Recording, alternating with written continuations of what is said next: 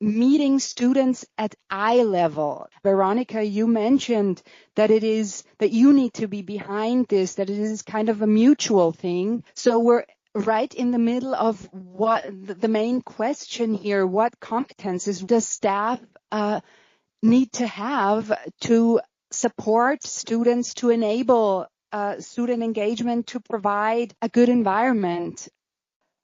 I can maybe relate from our peer coaching group again that we were tasked in answering this question in the group by drawing like a so-called infographic, a graphic solution to the question, what competences does staff need to have? And what we came up with, and this was fascinating to me, was an octopus with 8 arms, with each arm symbolizing a competency, more or less also a superhero.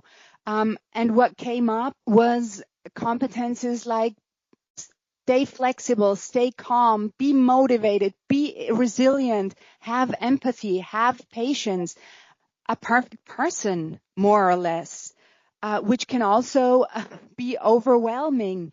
So looking back at this octopus superhero staff concept, what's your take on this, Weronika? Again, maybe, what competences does staff working in higher education need to have? Yeah. When it comes to the octopus, the longer I think about this infographic, to be honest, the more I like it. Because, I think that this many arms of the octopus show how complex and how diverse inside this role can be. How important for us is to develop ourselves, improve our skills, but also, as you said, take care of ourselves, to not to burn out, not to walk all over yourself in order to help others.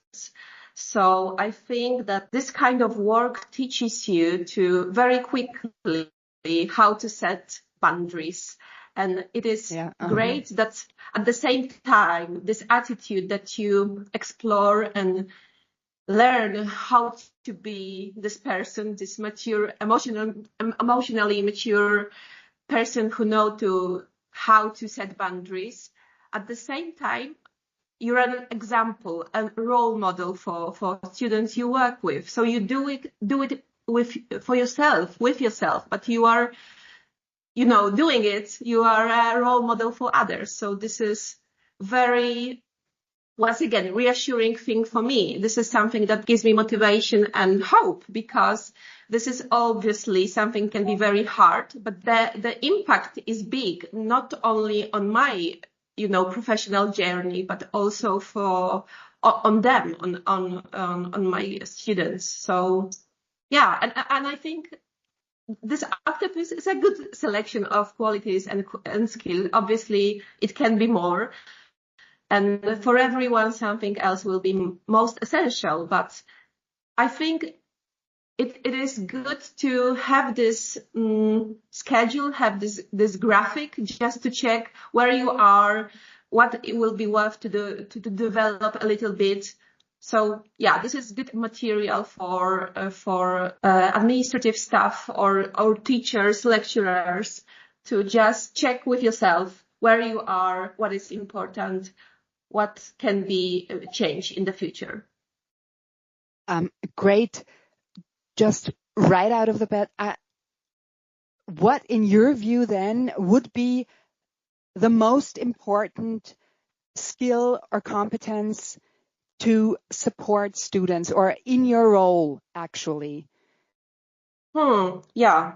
I think in my case, the most important thing, to be able to listen actively, to be empathetic, patient, honest with people, to do not promise things that cannot be done, and clearly explain what the rules and possibilities are for them.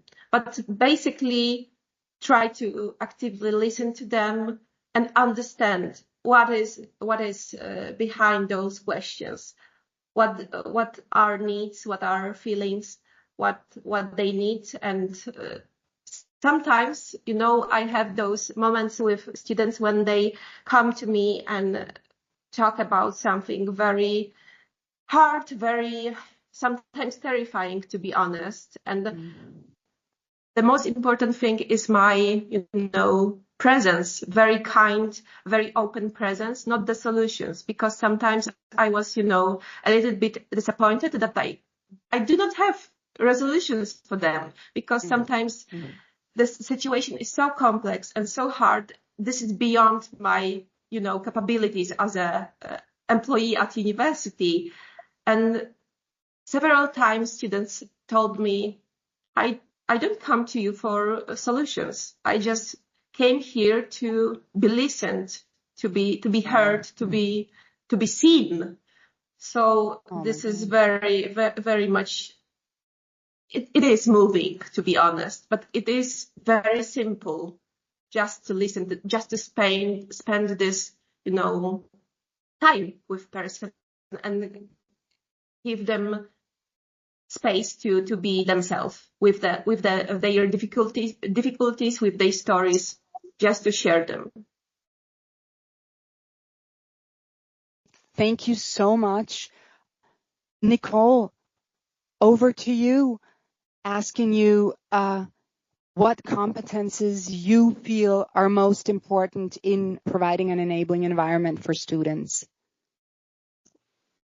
I don't think I could agree more that it really is empathy at the end of the day, that they're really, as you already perfectly said, that they're seen and heard. And sometimes it's really that simple, that they just want somebody to tell them that they understand, that they've been in the very same situation. We often cannot provide the very specific answer they're looking for, or like the very, legal reassurance they sometimes might need if they're not understanding certain rules. But just the fact that we try to find out and we try to formulate it in a way that they understand is already such a big deal to them, because it takes off a lot of pressure.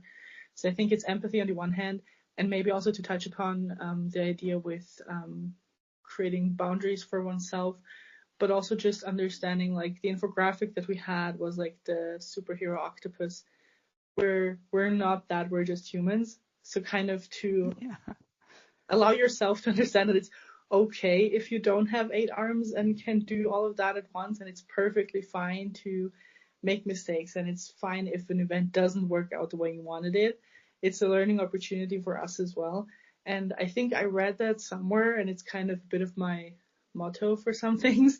It's basically like whatever is important to do, like whatever is worth doing, it's worth doing badly. So like if you just try to do something, even if it doesn't work out, it was something important, and somebody will have had some sort of benefit from it, or it will have helped somebody. Because it's like the same, I tell my other colleagues when we have like presentations, and then afterwards they walk out and they're like, oh my God, I forgot to say this and that. And where I'm like, nobody knew that you wanted to say that. Like nobody will have noticed the part that you forgot, because they didn't know. Like it's fine. You gave them enough information. You can just walk up on them like in the hallway and just tell them, oh yeah, by the way, I forgot, this might be relevant to you. But it's really not that big of a deal. Like the world won't end if we make some mistakes. It's really, I think it's that. It's like empathy for the people, but also sort of for yourself. Kind of understand, it's fine. Nothing will happen if it doesn't work out. Wow, that's fascinating to hear. Empathy seems to be at the center. Being allowed to make mistakes, but I was wondering also, do you feel well equipped to handle some of the student requests? I mean, active listening, yes, but we all know that especially after COVID, the focus is more strongly on mental health, on providing mental health care. How do you deal with that? Do you feel more or less qualified to handle specific requests? How do you do that? How can one do that as a staff member? Do you always have to refer to professionals? How do you cope with this? I think also in your area, rise in topics of mental health. Nikol, if you might want to continue. Yeah, I think it's very true. Like those are topics that come up every now and then. What we usually try to, or like what our policy is between in our team is that like you kind of have to see for yourself how far you want to go, like how much you want to take in from somebody, and at what point it kind of goes beyond your skills. So what we try to do with students who come in and there's, they have various questions and they might not necessarily be university related, but they just want to have somebody to listen to them. We explain what we do, what our job is. So we explain that. So like, this is what I can provide you with. Like, this is the sort of information I can give you, and to this extent, you can talk to me. But at some point, you have to have the courage, again, if you will, to sort of say, okay, at this point, this is too much for me because I cannot deal with this, and this won't be beneficial to you because it's not helpful to either one of us. And there are people who are better equipped, and I can give you their contact details. So in this situation, you can contact them, but I won't be of any help, and I don't want to make it worse, but I also don't want to sort of put myself in a position that I'm not comfortable with. So it's kind of, and it usually really, really is enough if at the beginning of like a conversation, you just explain, okay, this is like, that's who I am. This is my job. This is what I can help you with. The rest, like if it goes beyond that, I'm very happy to provide you with resources. But like, that's where it ends on my part, to kind of keep yourself safe and them as well, because, it's a mutual thing. This echoes what you said as well, Weronika, between empathy and setting boundaries. Yeah, absolutely. And being honest with them, basically, what is possible, what are our capabilities, what we can do, but yeah, I do exactly the same as you said, Nikol. I try to be as, explicit as possible and let them know what question I can try to resolve with them and what is not possible with my office. But I always have some suggestions. What can be done within university, what can be done outside, but for free.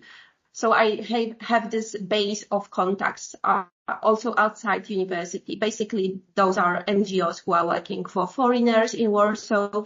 So I am redirecting them there to have this free support, because this is also something very important for me, to prepare this information for them, to make them aware that there are different resources, different places when you can get really good knowledge and very good instructions what to do in formal matters. And there are places where you can be very confused and even, have troubles after this consultation, and you need to pay for it. So I am trying to do everything I can to encourage them to try to understand more and try to do everything by themselves, and take those tips from people who are professionals, who do it for free, and they have this intention that's to help them and to support foreigners, especially foreigners, because the situation is more confusing for them because they didn't understand Polish. So yeah, basically I am trying to build this awareness of the situation and make sure that they will get good knowledge and good information about their situation. And when you ask about our competences, especially when it comes to mental health and my ability to help and be able to talk about some issues, something that was very good for me and improved my skills was I have just finished postgraduate degree in nonviolent communication, based on Marshall Rosenberg approach. So it was very much, this is very useful knowledge that I can apply to my daily basic work. So, and obviously I am not a psychologist, and we have one within university. So if something is very complex, I see that someone needs professional consultation, then obviously I can redirect this person to this specialist. But a first conversation can be done by me, and I am more confident for sure now after those studies. And this is not about knowledge studies. It was very practical. This is very practical approach that gives you opportunity to look at world, at people in a different way, which is very helpful when it comes to difficult situation, when it comes to conflicts, because basically Rosenberg have this approach. He assumes that we all, as a humans, we have the same needs and the same feelings. They are universal, but we differ in strategies of fulfilling them. So basically, there is no conflicts on this base of needs or feelings. There can be some conflicts or disagreements when it comes to our different ways of fulfilling them. So knowing this really helps to understand more, to stay more open towards different people. When you can understand that probably underneath there are some needs which are universal for all of us.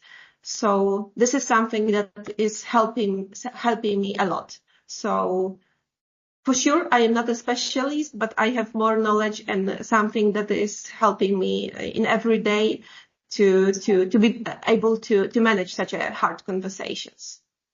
That's very interesting because it also points me towards institutional support for staff. I mean, Weronika, it sounds like you had this training. Nikol, do you get access to staff trainings of some sort at your institution to aid you in your daily work? Yeah, I mean, we have whatever the university itself offers in terms of workshops and trainings that the university offers. We can take advantage of those.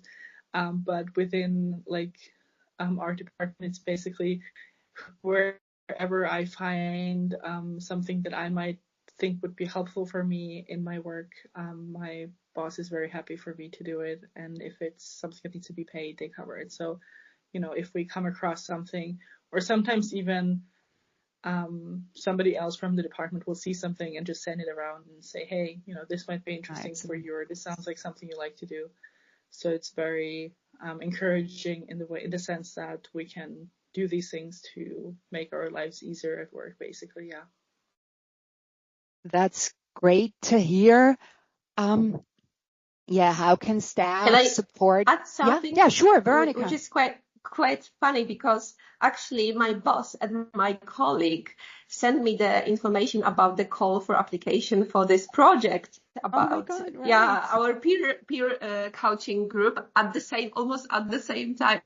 They, so I'm very grateful for them for thinking that this might be an offer for me, and I signed up straight away, and I am very glad I did it. So yeah, that was very funny that it was, immediately they just saw it and sent it to me. So it is very, very good. I appreciate their approach. It was the exact same for me. So my boss just sent to me and he was like, I think you should apply for that. I was like, oh yeah, it sounds interesting. But it was the exact same situation. Somebody picked it up and they just sent it around, and then it kind of circulated towards me. And I also learned in this peer coaching group how wonderful it is to learn with and from your expert colleagues and to get really informed support, probably better than any professional expert training could provide. So this is in academia or at higher education institutions as expert institutions. I find this role that colleagues play very fascinating. Thank you for this.